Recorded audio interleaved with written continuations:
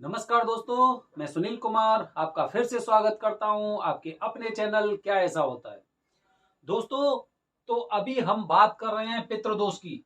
और पितृदोष की जो पूजा होती है उसके बारे में आपको जानकारी दे रहा हूं। पहले दिन की पूजा कैसे होती है और पूजा के बाद जो सूत्र लगता है उसमें कौन कौन से नियम होते हैं उनका पालन करना पड़ता है। तो चलो अब हम स्टार्ट करते हैं पितृदोष की पूजा के दूसरे दिन के बारे में। आखिरकार जब हमने पहले दिन पूजा कर ली, अपने पितरों की, नारायण भगवान की पूजा कर ली, तो किसकी पूजा बची? ये लोगों के मन में सवाल आता है। या फिर वो लोग ये भी सोचते हैं कि एक साथ ही ये दोनों चीजें क्यों नहीं हो सकती। तो जैसे पिछली वीडियो में मैंने आपको बताया, जब पहले दिन की हमारी पूजा होती है तो पूजा में नारायण भगवान की पूजा की जाती है।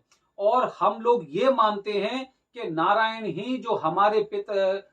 ही हमारे पितरों को मुक्ति दे सकते हैं। इसलिए सबसे पहले नारायण की पूजा होती है, भगवान विष्णु की पूजा होती है। और हर समय जब भी आप पूजा कर रहे हैं या वहां पर बैठे हुए हैं या फिर पंडित जी आपके मंत्र पढ़ रहे हैं, तो उस समय आपको एक मंत्र का बार बार उच्चारण करना होता है। वो मंत्र है ओम नमो भगवते वासुदेवाय। ओम नमो भगवते वासुदेवाय। इस मंत्र का हमें उच्चारण करते रहना होता है। पंडित जी हमें बताते हैं कि जो और विधि है उस विधि को भी आप करते रहिए और उसके साथ इन मंत्रों का भी आप उच्चारण करते रहिए। तो पहले दिन की पूजा नारायण जी की पूजा होती है, जो कि हमारे पितरों की जो आत्माएं हैं जिन्हें कोई योनि प्राप्त नहीं हुई है या फिर वो ऐसे ही विचरण कर रही हैं, तो उनको क्या करते हैं कि वो जो पूजा होती है, पूजा के माध्यम से नारायण में उन जो आत्माएं जो इस सृष्टि पर विचरण कर रही हैं, जिन्हें योनि नहीं मिली है, उनको नारायण के साथ एकदम समाहित किया जाता है। और फिर जो पुतला होता है, पुतला नारायण का होता है। उसके बाद जैसे ही वो पूजा के माध्यम से जो ऐसी हमारे पितरों की जो जिन्हें पूरा वो अपना शरीर नहीं मिला था, जो योनि प्राप्त नहीं हुई थी, उनको उस पुतले में बुलाया जाता है। फिर उसका अंतिम संस्कार होता है। तो सबसे पहले नारायण भगवान की पूजा होती है, ओम नमो भगवते वासुदेवाय। जब उनकी पूजा हो जाती है, पूरा की पूरा अंतिम पूजा हमारी समाप्त पहले दिन की तब होती है जब हम उस पुतले का अंतिम संस्कार कर देते हैं। अब क्या होता है, अब दूसरे दिन की पूजा शुरू होती है। दूसरे दिन की पूजा में क्या होता है, दूसरे दिन में हम जो पूजा करते हैं वो नाग देवता की पूजा करते हैं।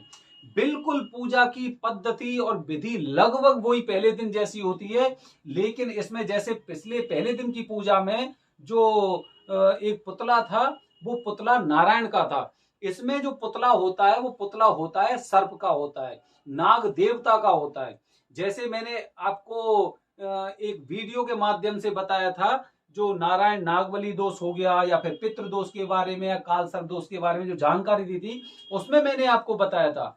आज फिर मैं अपनी वीडियो के माध्यम से आपको बता रहा हूं कि पितृ दोष में सर्प की भी पूजा होती है, नाग देवता की पूजा होती है, क्योंकि वो कहीं ना कहीं दोष हमारे पितरों पर लगा होगा। हम ये मान के चलते हैं कि वो दोष हमारे पितरों पर लगा होगा। वो दोष कौन सा होता है?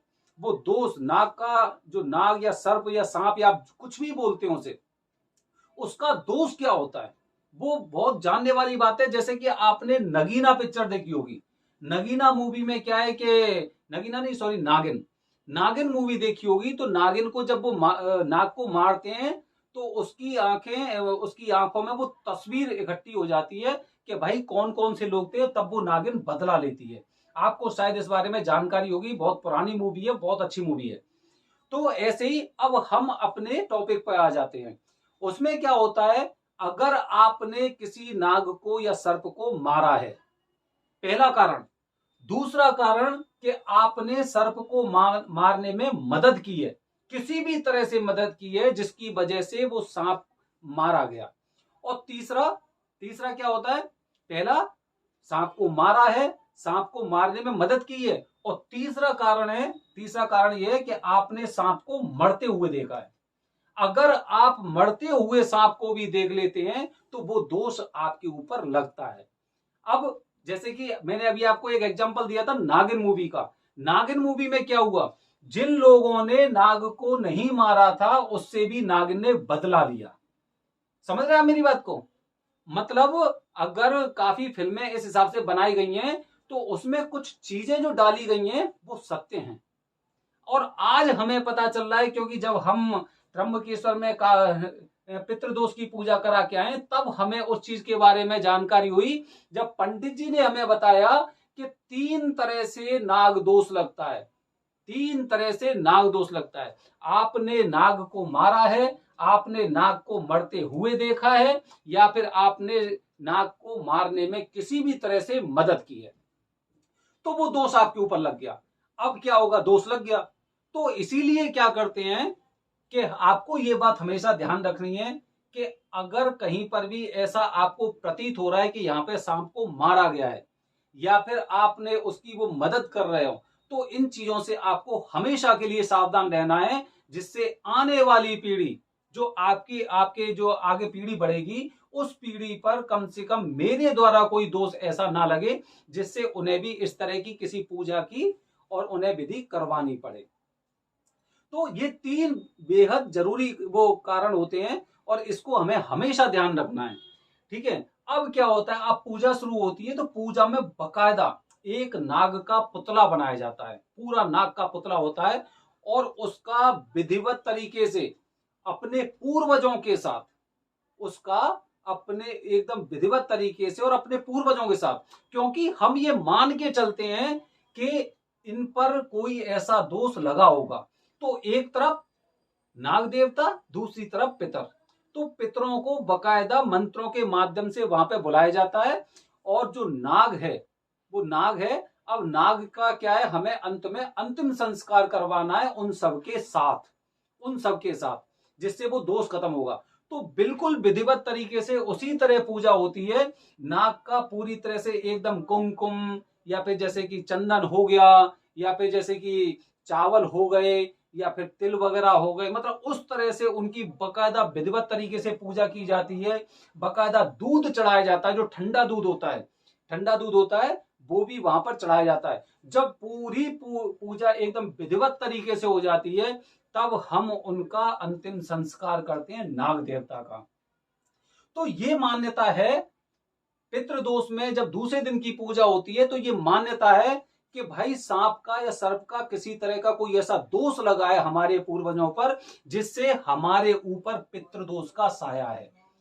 तो इसीलिए ये पूजा 3 दिनों में पूरी होती है, क्योंकि क्योंकि पहले दिन जब हमने अंतिम संस्कार किया था तो पुतले का किया था और उस पुतले को नारायण का रूप दिया गया था और नारायण के साथ ही हमारे पितरों की कुछ आत्माएं होती हैं, जिसकी वजह से क्या होता है कि हम ये सोचते हैं कि जो इस सृष्टि में, इस पृथ्वी पर जो आत्माएं विचरण कर रही थी, जिनको कोई योनि नहीं मिली है, तो अब उनका अंतिम संस्कार हो गया। अब उसके बाद क्या होता है कि कुछ ऐसी भी चीजें होती हैं, कुछ ऐसी भी आत्माएं वगैरह होती हैं जिन्होंने जिन पर नाग दोष लगा या सर्प दोष लगा। तो अब वो जो देवी देवता थे वो पूजा के माध्यम से वैसे ही उसी तरह से वहां पर बुलाए जाते हैं। आपको दिखाई नहीं देंगे, आप ये मत कहना कि भाई वहां पर बुलाए जा रहे तो हमने देखा नहीं, दिखाई नहीं देंगी, क्योंकि आत्मा ऐसी होती है वो किसी को दिखाई नहीं देती। तो वो बकायदा वहां पर उन्हीं के हम वहां पर ये बताते हैं कि ये सर्व देवताएं जिनका दोष हमारे ऊपर लगा हुआ है। अब वो लोग जो इस सृष्टि को छोड़कर जा चुके हैं, इस पृथ्वी को छोड़कर जा चुके हैं, तो हम उनके वंशज हैं, हम उनसे क्षमा प्रार्थना कर रहे हैं और क्षमा प्रार्थना के साथ अब हम आगे क्या कर रहे हैं कि हम उनका अंतिम संस्कार करवा रहे हैं और अपनी गलतियों के लिए क्षमा याचना कर रहे हैं।